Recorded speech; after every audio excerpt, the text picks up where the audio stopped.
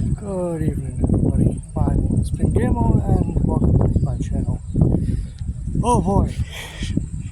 So, first of all, I'd like to apologize for my video yesterday. Because, it didn't post.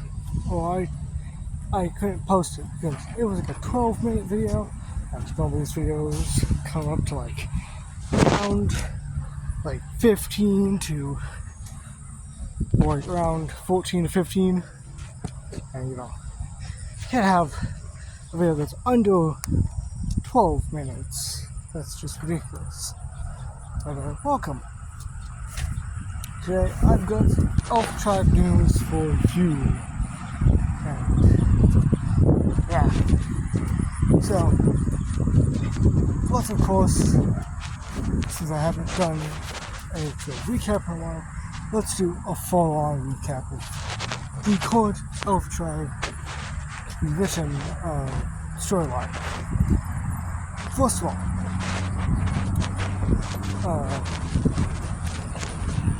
let's go with the stuff that's outside of the story first. Grandpa Penn is basically visited by his grandchildren, and he sits them down to listen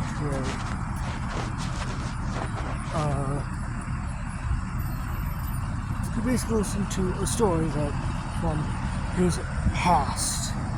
Beautiful.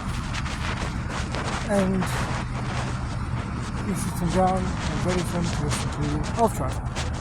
So, Elf Tribe's main character is Frolic.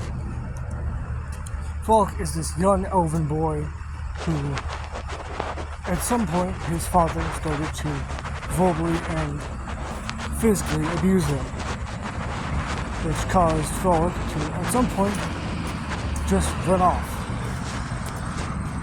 Just leave home with a set amount of stuff, which eventually, at some point, he just kind of loses. Because he loses in force because he'll get scouted around and all that. But after traveling, after narrowly almost being taken by goatsmen, or elven goatsmen,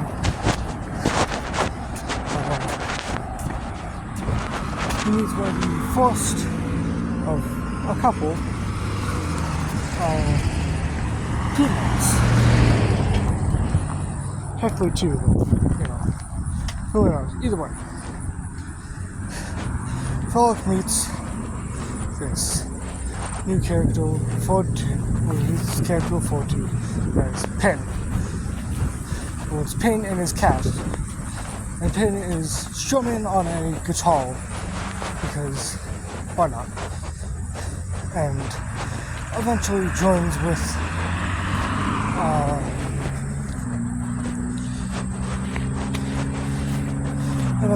up with Frolic, only to sort of prove over a bet of whether the legendary sword that is spoken about is really true.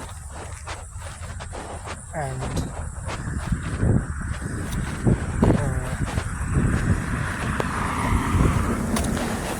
of course, the deal with that is made, and Penn adventures with Frolic. And they take a few rests and learn a bit more about each other, and eventually arrive at Zoko Forest. Zoko Forest is this very large, forest area. But at the entrance of it is this grumpy gnome, referred to as Gnomazide, or Zide for short, who basically won't let people in, or basically won't exactly let anyone in. Not as there's an idea or anything, but just that he wants to give warnings before actually letting people inside to possibly go die. So eventually Pin and Frog are allowed in, but Roside also accounts for a third polygon. Technically a fourth, because, Pin's cat is also polygon. But either way, he accounts for another polygon. A pink-haired, confident, elven lady referred to as Scar, who eventually later is revealed to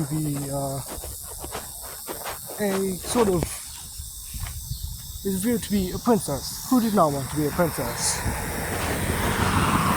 and also a lesbian, which we'll get back to how that's revealed later. But the three head inside, and eventually they kind of just end up very split. But they all do eventually be back up to each other and find the legendary sword in a beautifully lighted light, as the sword is practically begging to be pulled out of its tiny pedestal. And what would oblige if Frog does pull it out.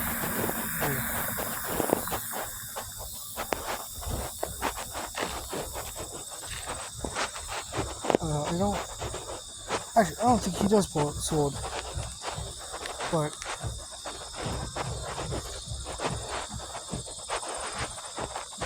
either way, he's stopped by a tree, or by this living tree that is protecting said sword, and it starts attacking the team, taking down Pin, Frog, and Scar. And just when it is about to finish off, I believe it's Pin, or it is about to finish off Pin, a voice shouts out,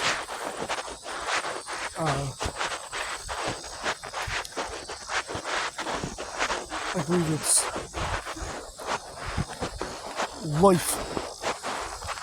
life sucker, or something of those lines, which does in fact suck out the life of this tree, or sort of. It sucks out all the energy of it. And this is done by Noside. And the team start to learn that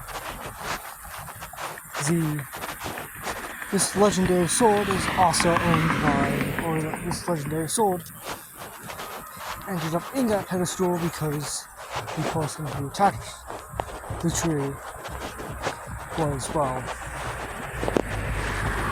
scared of some sort. But they return to like normal, and after an invitation is dropped on Frog's head, and it turns out to be from the Golden Ball, Pin and Brad leave the party because, well, Pin's a bit embarrassed about totally being a human. And thus, Frog, Scar, and Noside head out for the kingdom of which this own ball is being held. And along the way through a very sandy desert, they meet this hunter who turns out to be, well, he's not a hunter, but like this, I guess it's more like a bounty hunter. Meet this bounty hunter who turns out to be Scar's cousin, who has been hunting for Frolic and Scar to take them back home and collect the reward on their heads. Or collect the bounty on their heads. And after a very sad fight between Frolic and Toki wins and is about to kill Frolic before a rumbling starts to happen. A low rumbling. Which then, from behind them, a giant, creepy-looking cactus seems to pop out of the ground, who gives a terrifying feeling to it. And Toki decides to take it down. And after shocks it with a big lightning bolt, instantly it is. Until he hears a strange sound. A sound of creepy laughing.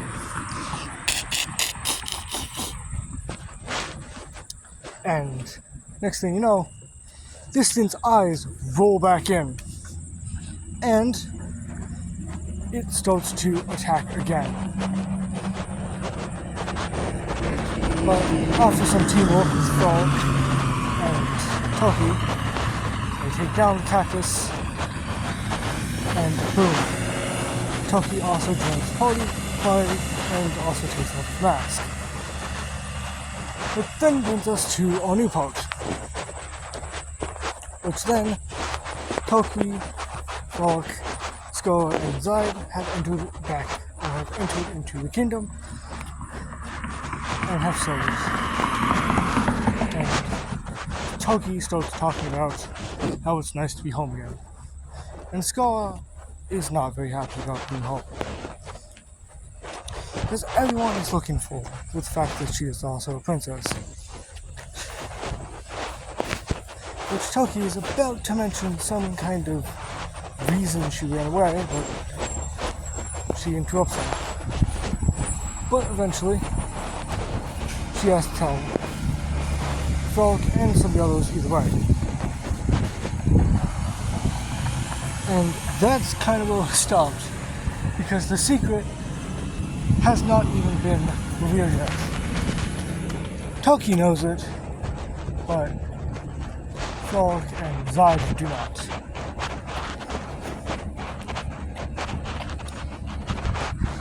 And, well, soon it will be revealed to them. And honestly, I cannot wait. Which, if you don't know, which you probably don't, the secret is obviously going to be that Scar is going to reveal that she's gay.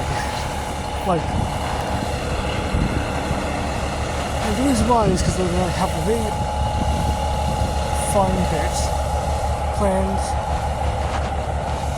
where, Scar very, clearly, or, denies this man and be like, no, I'm gay. Or denies a man a dance. It is hilarious to me.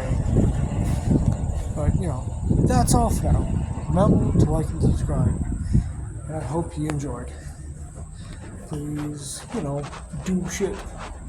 And provide me more stuff to get me above and beyond. And get me to do more stuff. More random, shitty things. Alright, goodbye.